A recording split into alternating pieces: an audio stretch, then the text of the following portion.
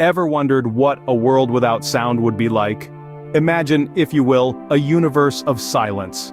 The wind rustling through the leaves, the pitter-patter of raindrops on the window, the laughter of a loved one, all these familiar sounds suddenly vanished. How would our lives be affected if one day all sound just disappeared? Sound, you see, is not just an auditory phenomenon, it's an integral part of our existence, a vital component of our everyday lives, often taken for granted. Think about it, the alarm clock that wakes us up in the morning, the hum of traffic on our way to work, the comforting voice of a friend on the phone. These are all sounds that punctuate our days, creating a rhythm, a pulse to our existence. But sound is not just about hearing, it's about feeling too. The thumping bass at a concert, the vibrations of a passing train, the purr of a cat in your lap. These are all examples of how we can feel sound. It's a fascinating, multi-sensory experience that connects us to the world around us in a profound and tangible way. In this silent world we're imagining, there would be no music to stir our souls, no comforting voices to soothe our worries, no sounds of nature to remind us of the world's beauty. We would lose an essential connection to our environment, to other people, and to ourselves.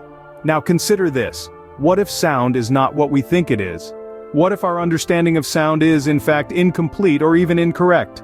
In his thought-provoking article, What is Sound?, Robert Pasnow suggests just that. He contends that our standard view of sound is incoherent and proposes an alternative account that describes sound as a quality belonging to the object that makes the sound. Sound is much more than what meets the ear. It's time to delve deeper into the world of sound. In the coming scenes, we'll explore the nature of sound, how we perceive it, and the profound impact it has on our lives. So, stay tuned and prepare to embark on an auditory adventure like none other. So, what exactly is sound? Well, in the simplest terms, sound is a type of energy that our ears can perceive. It's like sunlight, or heat, or electricity, just another form of energy that exists in our world. But unlike those other forms, sound has a special relationship with our ears. It's the energy that we're designed to hear. Sound starts its life as a vibration. Imagine plucking a guitar string. When you pluck the string, it starts to move back and forth rapidly. This movement is what we call a vibration. But the string doesn't vibrate in isolation, it's surrounded by air, and as it vibrates, it pushes and pulls on the air particles around it, creating waves of pressure that radiate outwards. These pressure waves are what we call sound waves. But sound waves aren't just limited to the air. They can travel through a variety of mediums. Drop a pebble into a pond and the ripples that spread outwards are a visual representation of the sound waves moving through the water.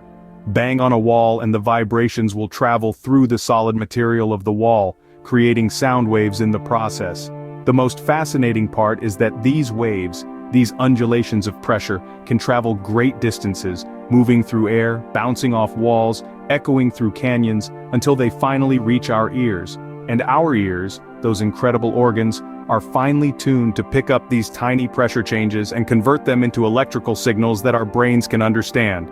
Sound is a remarkable phenomenon. It's energy that travels, energy that vibrates, energy that our ears can hear. It's the laughter of a friend, the rustle of leaves in the wind, the roar of a jet engine, the soft whisper of a lover.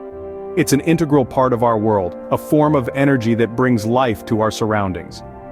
Now that we know what sound is, the next question is, how do we perceive it? Perceive. Scene script. Have you ever wondered how we hear sound? Let's delve into the fascinating process of how our ears and brain work together to make sense of the sounds around us. It all starts with sound waves. These waves, created by vibrating objects, travel through the air and eventually reach our ears. Once these sound waves enter our ears, they encounter a thin piece of skin known as the eardrum. The eardrum is sensitive to these waves and it vibrates in response to them. This is the first step in the transformation of sound waves into something we can understand. It's like the eardrum is dancing to the rhythm of the sound waves. These vibrations then travel to the middle ear, which contains 3 tiny bones called the ossicles. They're the smallest bones in our body, but they play a huge role in hearing. These bones amplify the vibrations from the eardrum and pass them onto a snail-shaped structure in the inner ear known as the cochlea. Inside the cochlea, there's a fluid that moves due to these vibrations, causing thousands of tiny hair cells to sway. Each hair cell is connected to a nerve, and as they move, they create electrical signals. These signals are then sent to the brain via the auditory nerve. When these signals reach our brain, that's when the magic happens. Our brain interprets these signals and translates them into the sounds we recognize and understand. Whether it's the soothing sound of rain, the melody of our favorite song, or the voice of a loved one, it's our brain that gives meaning to these sounds. But hearing isn't just about recognizing sounds. It's also about determining where they're coming from, how far away they are, and what they mean in our current context. All these factors come together to create our unique auditory experience. Our ability to hear is an intricate process, but it's only part of the sound journey. Opening. What makes the sound of a piano different from the sound of a drum? The answer lies in the unique qualities of sound: pitch, volume, and timbre. Each of these characteristics shapes our auditory experience, creating a symphony of sounds in our everyday lives. Let's start with pitch. The pitch of a sound is determined by the frequency of the sound wave. High-frequency waves produce high-pitched sounds like the shrill beep of your alarm clock.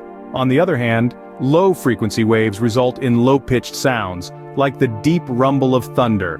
Now let's talk about volume. Volume is determined by the amplitude of the sound wave. Think of it as the height of the wave. The higher the wave, the louder the sound. A whisper has a small amplitude, while the roar of a jet engine has a large amplitude.